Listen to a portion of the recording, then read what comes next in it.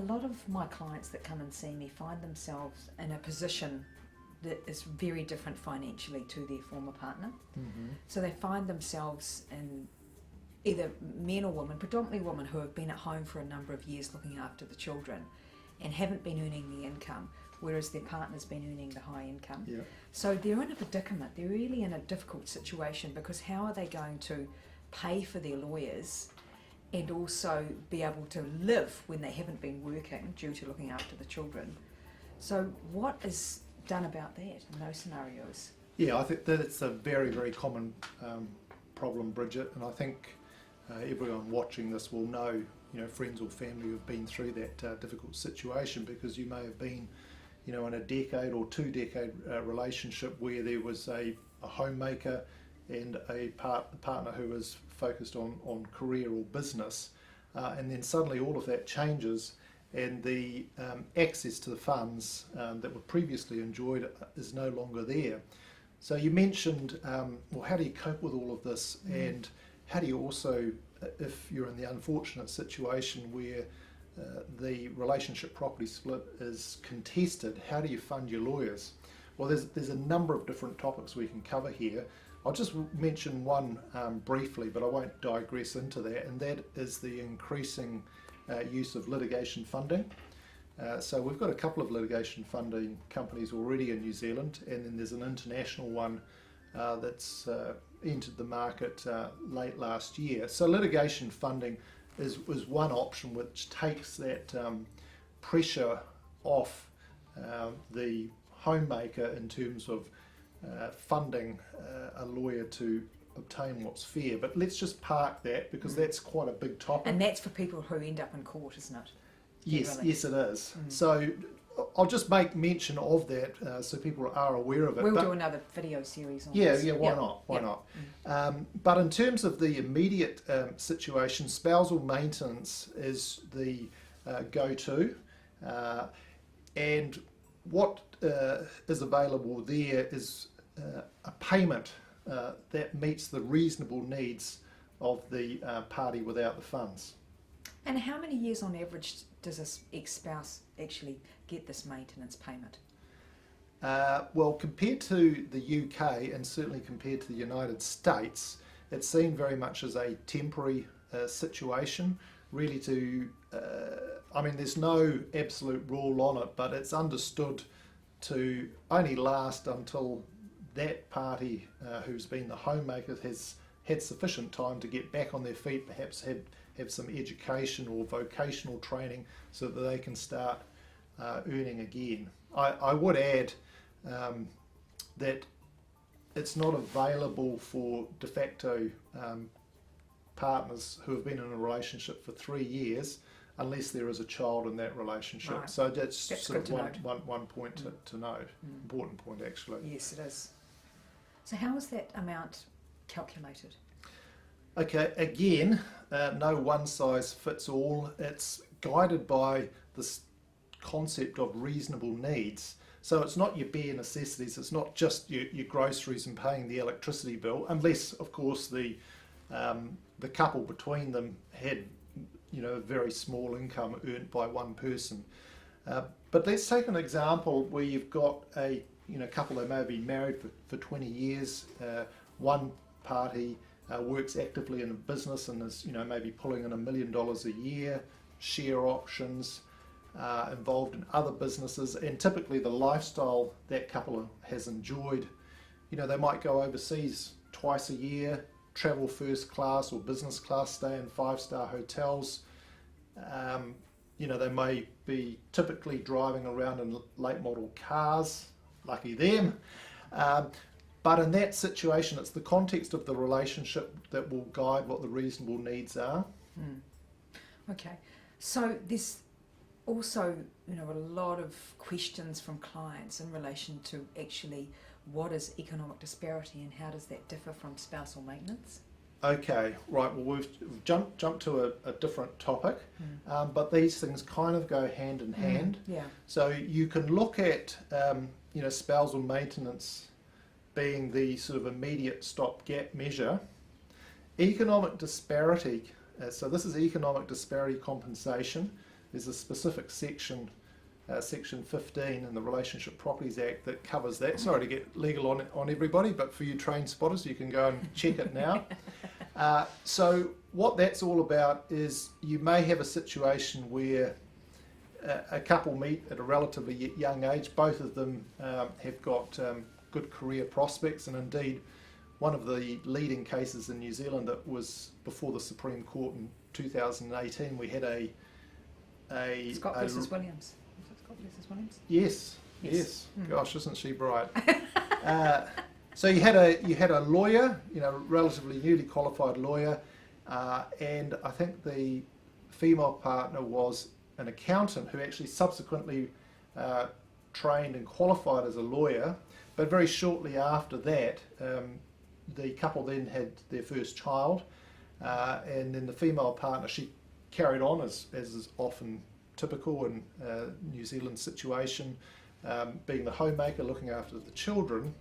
And then the husband developed a very good career in a law firm and was, earning substantial amounts of money. Now, this particular case, I mentioned it went to the Supreme Court. So what you'll understand from that is it went through Family Court, High Court, Court of Appeal. So a lot of money spent on this. But the upshot of that, just in broad terms, is there is a recognition that the division of functions within the couple may reflect unequally if that relationship ends.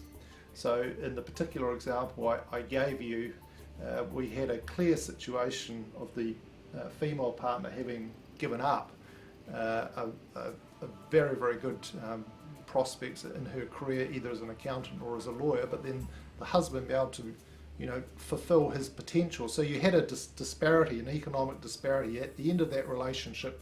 What was going to happen next? So what the law provides is that it will make a measurement or an adjustment to recognise that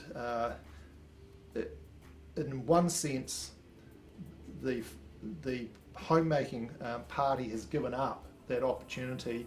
So you will have actually expert evidence. So you may have HR consultants who can project out, saying, well, in 1990, this particular individual was at this point, and then we can look at comparable people in that situation, where have they ended up today, and look at their income. Forensic accountants focus on this, don't they, Julie? Yes. So you have both HR experts and forensic accountants working that out. Of course, there's got to be an endpoint to that, and what the Supreme Court was very clear on is that the endpoint is at retirement age, and it may be that the homemaker does have some sort of income, so there'll be an arithmetical calculation done. I mean, there's no perfect science to that. Now, do you know how this is paid? Well, it could be paid in one lump sum, or it could be paid over interim payments. Yeah, gosh, here I am. I'm asking you the questions. I should mention, everybody, that not only is she a divorce coach, mediator, and qualified lawyer. I'm just eye candy, really. But True. It's why it's here. But seriously, and of course you were being serious. Yes. The typical situation is people understand that relationship property is divided equally, 50-50. So what you do is you'll have a set off. So that calculation that I've mentioned, they'll come to a number, and you appreciate in that Supreme Court case there was a lot of argument before we arrived at that number, and then that gets deducted off the career earning person's share. So the split may end up being 55-45 or 60-40. Having said that, you will also take into account the spousal maintenance that may have been paid for an interim period. So all of these factors get weighed into it. Yeah, it does. So what's the maximum that you've heard people, since that precedent's been set, have been paid, and what's the average in terms of economic disparity?